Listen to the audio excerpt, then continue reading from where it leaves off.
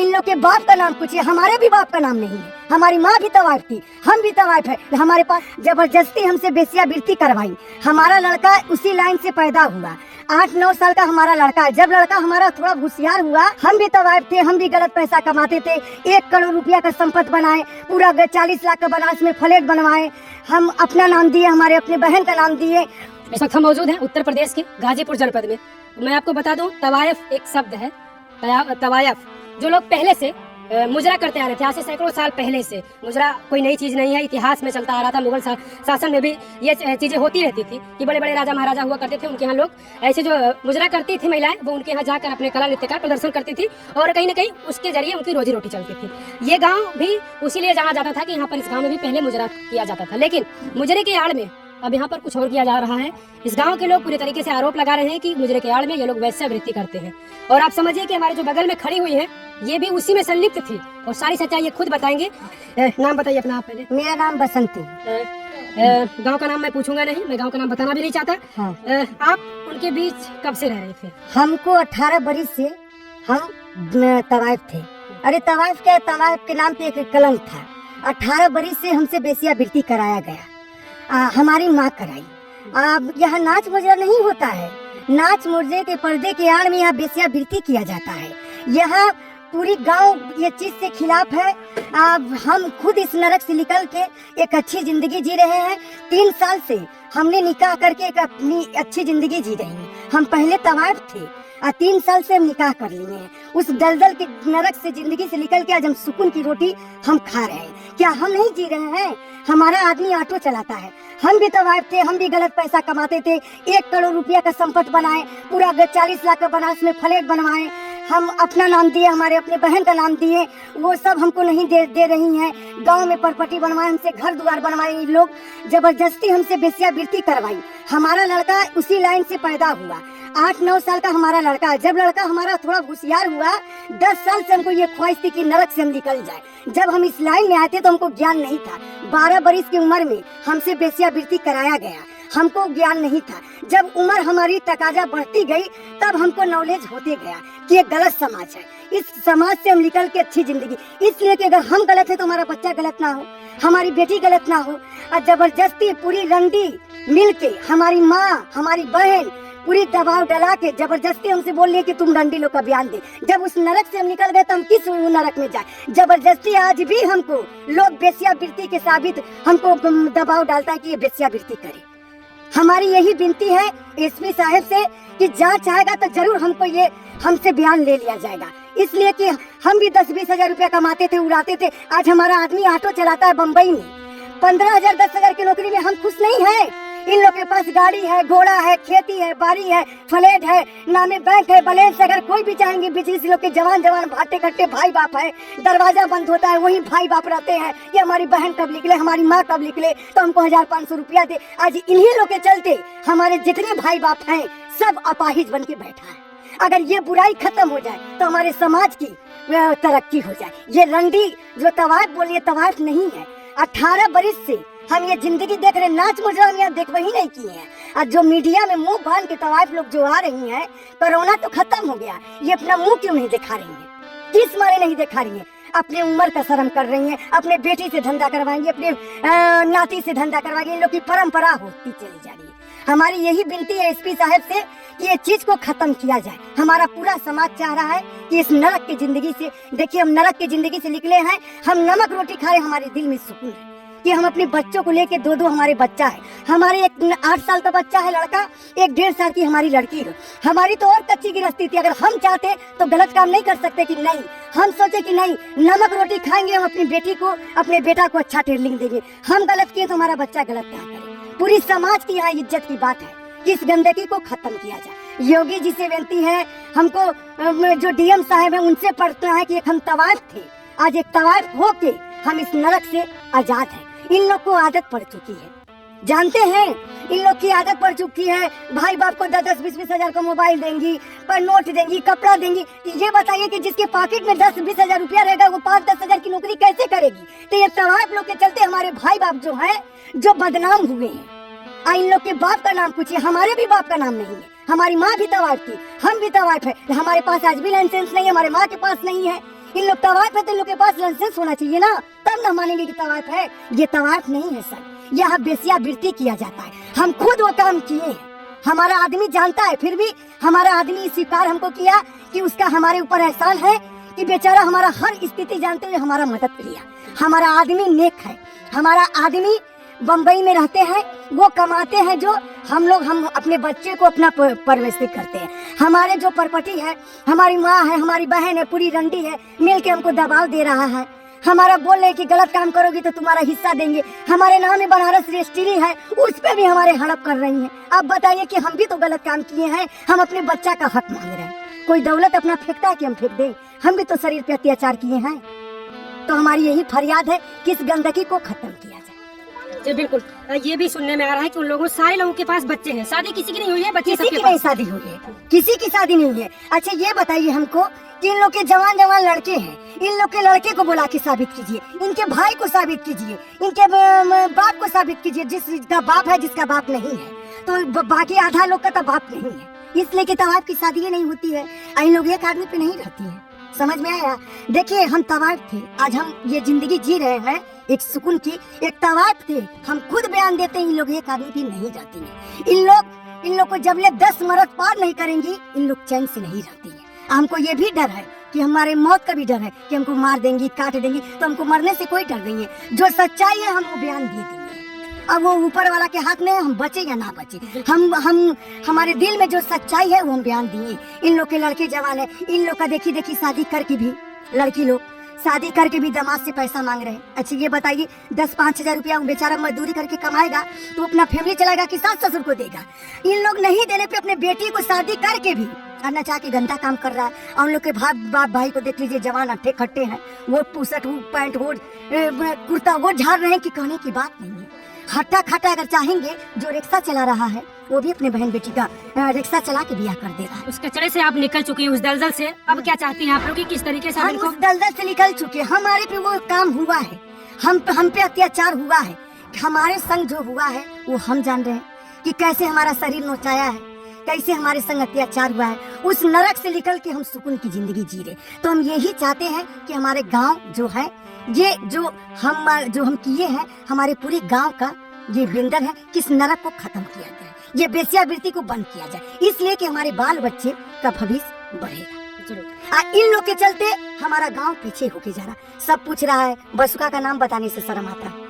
हम लोग कहीं भी जाते हैं, हम तवाइफ है, हम खुद जाते हैं, कहीं भी जाते कहाँ से आई हो तो हम बसुका का नाम नहीं बताते, बोलते हैं बकैया से आए हैं, भदौरा से आए हैं, दीनदार नगर से आए हैं, इसलिए कि हम ये चीज को जानने महसूस कर रहे हैं ना। हम भी 2 लड़का की माँ है, बच्चा नहीं है, हम भी दुनिया घूम के बैठे, इसलिए नहीं बताते हैं कि लोग कहेगा कि रंडैया का गांव का है, रणबिस्वा की गांव की है।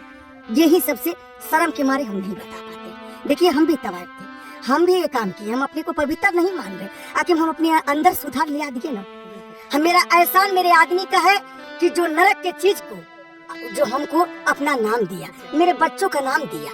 किसी रंडी के बच्चों का नाम पूछ लीजिए, भाई का नाम है, बाप का नाम है, मामा का नाम है। तो इतना मेरा आदमी का एहसान है कि जो अपना नाम हमारे बच्चों को दिया, हमने निकाह कर लिया, हम इस नरक से निकल चुके। हम यही चाहते हैं कि हमारा गांव इस नरक से निकल जाए। इन लोग के चलते हमारी पूरी बहन बेटी का शादी ब्याह नहीं हो रहा है, हर चीज पे अंतर आ रहा है। कोई कहाँ रिश्ता लेके जा रहे हैं तो इन लोग ये बोल रहे हैं कि हो सके ये अपना धंधा करती होगी तो मेरे बेटी को भी ले जाके करवाएगी। इन लोग का कोई ठीक नहीं है, रंडी लोग का कोई ठीक नहीं है, इसलिए कि जो 50 के गोदी में जाता है उसकी शर्म मर जाती है। समझ में आया? उसकी शर्म मर जाती है, वो कोई ठीक नहीं अपने कुंवारी बेटी को भी धंधा करवा सकती है। तो जो हम नरक से बचे हैं, तो हम यही सोचते कि आए वाली पीढ़ी में हमारे बेटी बहन को कोई दाग नहीं लगा। बिल्कुल बिल्कुल, देखिए कहीं ना कहीं इस गांव के लिए सर्वसार करने वाली ये बात है। इस गांव के लोग कहीं ना कहीं मुझे लगता है कि जब भी घर से बाहर निकलते होंगे तो इन्हें शर्मिंदगी महसूस होती होगी कि कहीं कोई बाहर से मिल ना जाए और पूछ ना ले कि किस गांव से आप लोग हो। प्रधान पुत्र हैं, मैं इनसे भी बातचीत करना चाहूंगा, क्योंकि कुछ समय पहले क्योंकि इस गांव में मुजरा जब चलता था तो लगभग इस गांव के 40% घरों के लोग मुजरा करते थे। लेकिन मुजरा पहले चलता था, अब मुजरा नहीं चल रहा है। जो साफ तौर पर इन्होंने खुद बताया, जो उसी में ये थी, सारी चीजें इनके साथ ऐसा कुछ हुआ और ये अब उस दलदल से, उस कचरे से निकल चुकी हैं। और ये अब ये चाहती है कि हमारा समाज पूरे तरीके से शुद्ध हो, हमारा गांव पूरे तरीके से शुद्ध हो, हमारे गांव को लोग अब जिस नजरिए से देख रहे थे वो लोगों का नजरिया बदले। ये इन लोगों की चाह है। क्या नाम हुआ आपका? मेरा नाम मोहम्मद सैफ अली प्रधान पुत्र बसुका।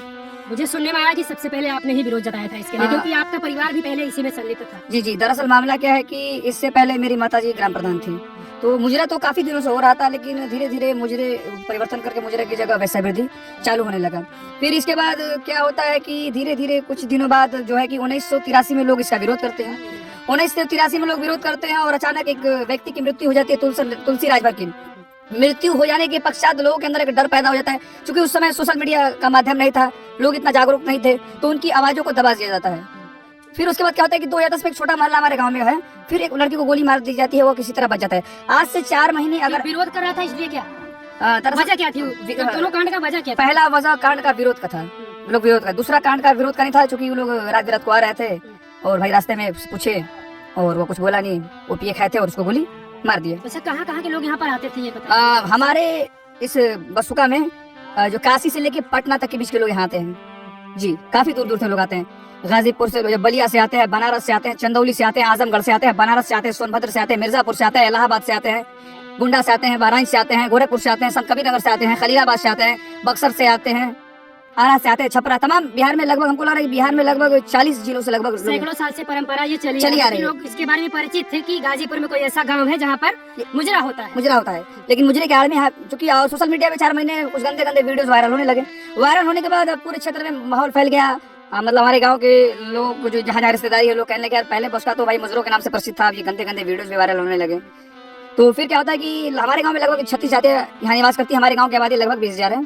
तो गांव के लोग भाई जाहिर सी बात है, गांव के प्रधान है तो जाहिर सी बात है कि लोग प्रधान के पास ही आएंगे, कोई भी मैटर रहेगा तो गांव के लोग आए, बोले प्रधान जी इससे पहले तो आपकी वाइफ प्रधान थी, क्योंकि मुजरा तो हो रहा था, विश्रावृद्धि भी हो रहा था, लेकिन इतना खुलेआम नहीं था। हम चाहते हैं कि ये गंदगी गांव से खत्म हो जाए। तो प्रधान जी ने कहा देखिए जहाँ सारे गाँव के लोग हैं वहाँ गाँव के साथ हैं, तो GRS के माध्यम से मुख्यमंत्री पोर्टल पे जो है कि हमारी खास बुआ लगेंगी जो वो तवायफ थी, लेकिन समझदारी आते गए, लोग अंदर समझदारी आते गए, हमें उसी समाज से कहने का मतलब है। लेकिन अब हम चाहते परिवर्तन। तो क्या हुआ कि भाई जो काम किया वो तो भाई विरोध करने करेगा, लेकिन क्या हुआ कि मेरे अफजल भाई बोले कि नहीं यार ये बहुत गंदा काम है। तो GRS के माध्यम से उन्होंने मुख्यमंत्री जी को अवगत कराया गांव के लोगों के कहने पे, भाई कि जब गांव कह रहा है तो हम भी हमारे उनके अंदर भी पहले सोचते कि हमें काम करना है, लेकिन लोगों का सपोर्ट मिलता गया। तो बोले कि जब गांव साथ में है तो फिर क्या करना है भाई, गांव से गंदगी साफ हो जाए। अगर ना देखिए नाली अगर साफ करना है तो उसमें हमको कूदना ही पड़ेगा। तो GRS के माध्यम से मुख्यमंत्री जी को अवगत कराया। उसके बाद क्या होता है कि चौकी इंचार्ज का मुखिया नाम बसुका में आते हैं और इन लोगों को मना करते हैं कि भैया आप लोग ये काम न बंद करें, अगर लाइसेंस है तो आप लोग ये करिए। तो इसके पश्चात क्या होता है कि ये लोग फर्जी तरीके से सोसाइटी का, फर्जी मतलब क्या, सोसाइटी की जो जिसको NGO कहते हैं उसका रजिस्ट्रेशन कराते हैं, और ये रजिस्ट्रेशन एक स्कूल का है कि जहाँ बच्चों को संगीत सिखाया जाता है। तो इसके पश्चात क्या होता है कि ये लोग लाइसेंस बनवाने के बाद फर्जी तरीके से SDM सिवराई के पास जाती हैं और कहती हैं कि हम जो है कि ये काम करते हैं, हमारे ये लाइसेंस है। क्योंकि उनको उतना ज्ञात SDM साहब को रहता नहीं और तत्काल ही वो अनुमति दे देते हैं कि जाइए अपना कार्य करिए।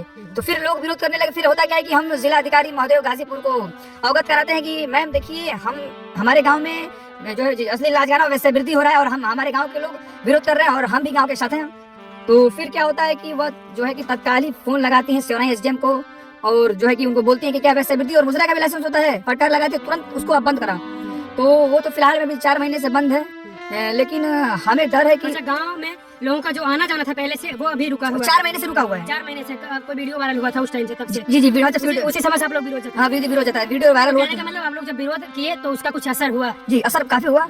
असर क्या हुआ कि भाई जिलाधिकारी ने हमारी बातों को सुना और जो कि बोला कि ठीक है अगर ये चीज हो रहा है तो ये बंद होगा। बिल्कुल। अभी क्या चाहते हैं आप लोग, किस तरीके से, मतलब आप लोग तो अपनी बात शासन प्रशासन तक पहुंचा चुके हैं, तो क्या कुछ कार्रवाई? अभी तो मान लीजिए कि आना जाना लोगों का बंद है, प्रशासन प्रशासन से क्या कुछ आश्वासन मिला या किस तरीके? आश्वासन डीएम साहब ने नहीं दिया कि आपके साथ नहीं होगा, लेकिन अभी तक इसकी रिपोर्ट बन के नहीं आई है कि भाई अभी क्या होगा, मतलब पेंडिंग में पड़ा हुआ है। हम चाहते हैं कि पूर्ण रूप से जो है कि इस चीज को वो ऐलान कर दिया कागज के थ्रू थाने में भेज के भाई कि इस चीज से गंदगी साफ हो गई। लेकिन मैं आपके चैनल के माध्यम से बता देना चाहता हूँ कि हमें उम्मीद लग रही है कि योगी जी के नेतृत्व में उत्तर प्रदेश आगे बढ़ रहा है और योगी जी के नेतृत्व में बदलते भारत के साथ हम भी बदलना चाहते हैं। हमारे कहने का मतलब है कि हम भी चाहते हैं कि हमारे गांव के लड़के, हमारे मोहल्ले के लड़के डॉक्टर बने, इंजीनियर बने, IAS बने, IPS बने। तो ये लोग, इसके बाद क्या हुआ कि लोग कह रहा है कि ये भी उसी समाज से है। तो मैं आपके सामने, मैं सारे वीडियोस में, मैंने बहुत सारे चैनलों में मैंने कहा कि मैं उसी समाज से हूँ, लेकिन मैं चाहता हूँ कि परिवर्तन और बदलाव हो। कहने का मतलब है कि ये लोग बोल रहे हैं कि रोजी रोटी का कोई बहाना नहीं, सिर्फ एक बहाना है। अगर आप जाइएगा ना तो 2,000 1,000 स्क्वायर फीट में इनका घर है, कि शहर में इनका फ्लैट नहीं है, बस एक ही बना लिया कि कम समय में अधिक पैसा कमाना। तो यदि आपको इस नर्क में ही रहना है तो आप गाँव से बाहर चले जाइए। अब हम गाँव में कतई नहीं होने देंगे।